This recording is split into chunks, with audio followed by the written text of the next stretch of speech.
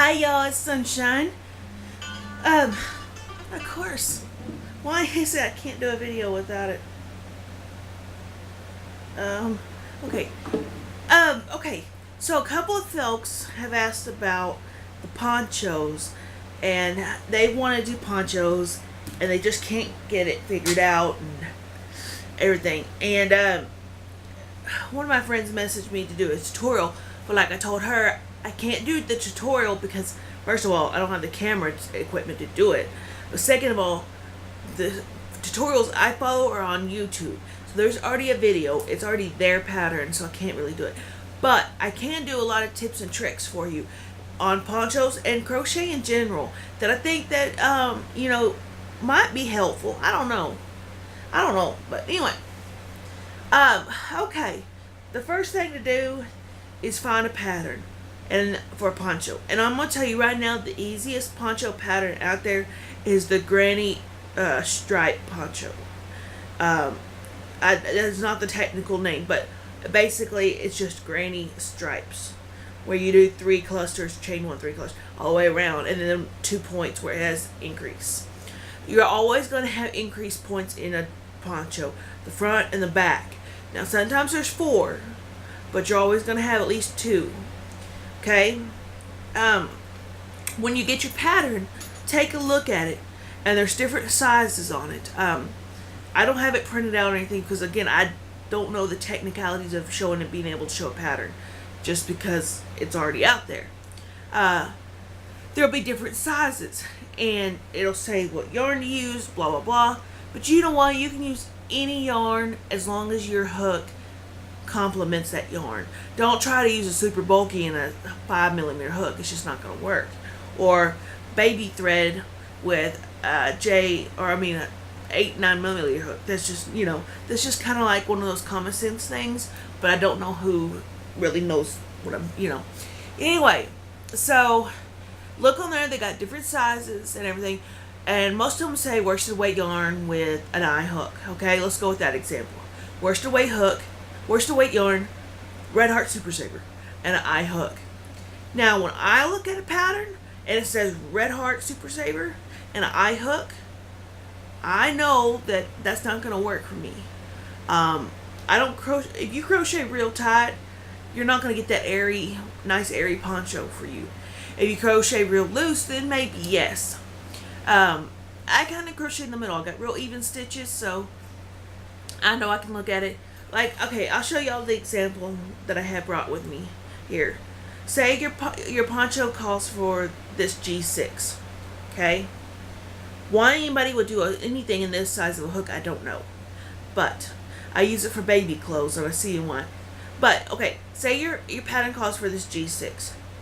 I know with my pattern, with what I want to come out, because I've done so many ponchos, is that I want to jack up my hook.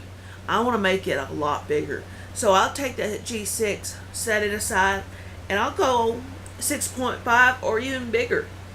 Because I know from doing this that I want a big, airy poncho that's going to fit my butt. And that takes a lot of yarn to fit for me. So when I see a pattern that says an eye hook, then I can safely say that I can go up to a 7mm hook or an 8 easily. And just depends on the pattern. If the pattern's real tight pattern, like my last poncho where it's stacked on top of each other, then I even want maybe even go bigger. But if it's like a granny stripe like I'm talking to y'all about, then maybe I would say with the 6.5 or just a little bit bigger, because you don't want it too loosey-goosey. So that's where you need to start, and it's going to take trial and error, folks. This really is, to figure out what hooks work best. I just know for me personally, my hook size is always going to be bigger. I rarely use anything below an eye hook, just because I don't have the patience for that. If you try to do a poncho in a G6, it's probably going to take you a few years, because it's going to grow really slow. But each to their own. I mean, this is just what works for me. Please understand that. This is what works for me. And when you're doing your poncho or anything else, I have a little box of goodies that I keep. It's a diaper wipey box.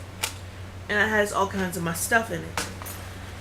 But you want to, if you're not sure what you're doing, you want to at least mark all the increase.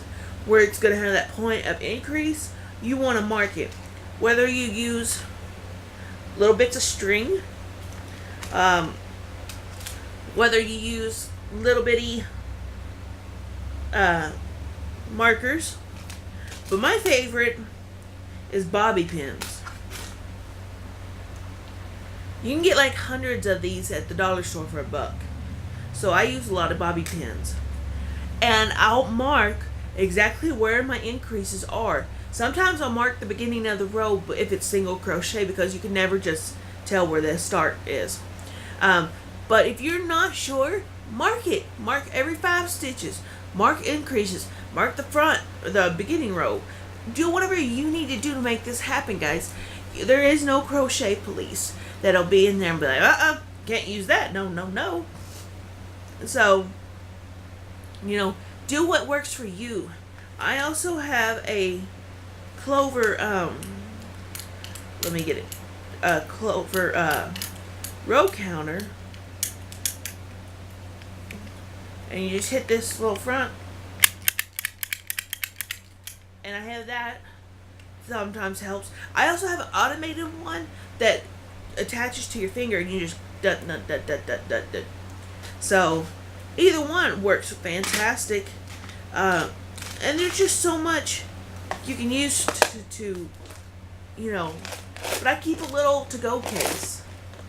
And I keep it in here because it's just so much. I want to make sure I find all my stuff. But anyway, I would start with a granny stripe. I'm sorry, y'all. I can't breathe today. A granny stripe poncho.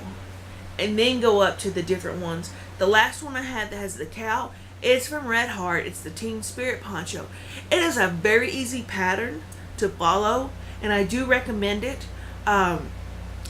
There's just a lot of YouTube videos out there that are ponchos. So start, because I know Bob Wilson 123, which is Claire, has the granny stripe poncho video. Start with hers. Make one and see if you like it. And along the way, do some trial and error. And you'll figure out what works best for you. Everybody's going to be different, okay? So I'm just trying to give you some generalized tips here that will maybe help you, but if you want to do your ponchos in like a bulky weight, keep that in mind that you're going to have a super big hook, and bulky is less yarn than regular, so you're going to have more yarn, and with bulky it's going to get heavy quick. My last poncho I did in the Icelandic Red Heart Super Saver, and I had to quit at a certain row because it got heavy quick. And I don't know why, because it's Red Heart and I used a bigger hook. I don't really know why that happened. I'm probably going to do it again, or another one. I'm going to do another poncho pretty soon and see if I up my hook and see if that's the answer. But, the main thing, guys, is to realize this. Whatever you make is made with yarn. Yarn can hold up.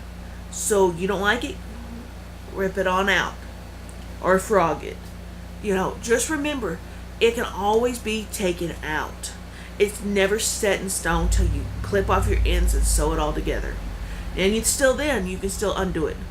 It's a little harder because with mine, let me remind you that sewing in your ends is extremely important.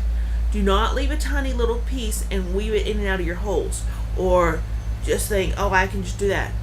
No, what you need to do is take a needle and weave it all through your work, and it will not come undone. I've tried to undo my work before, and it's a nightmare. I put them in there that good, because I know certain teachers have shown y'all to weave it in and out of the stitches. It's just going to come right out, and then you're going to lose all your work. Weave that thing up and down all over. Make sure you stretch it along the way so it don't pucker, and really work on weaving those ends and not let that project come undone. You worked hours and hours on this thing. Don't want it to fall apart. So make sure those ends are webbed in. But other than that, I don't really have much more I know what to say. If y'all have any questions, please put them in the comment box below, and I answer all my comments. I go through there and answer them.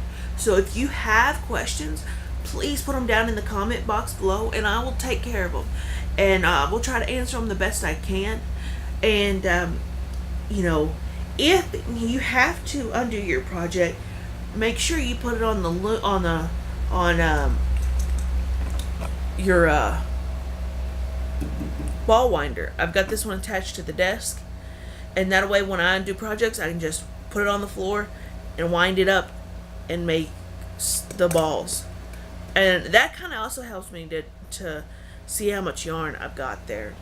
So anyway, guys, thank y'all for watching. And again, any questions, put them in the comment box below. Subscribe, like this video, just kind of whatever. And we'll talk to y'all later. Bye, y'all.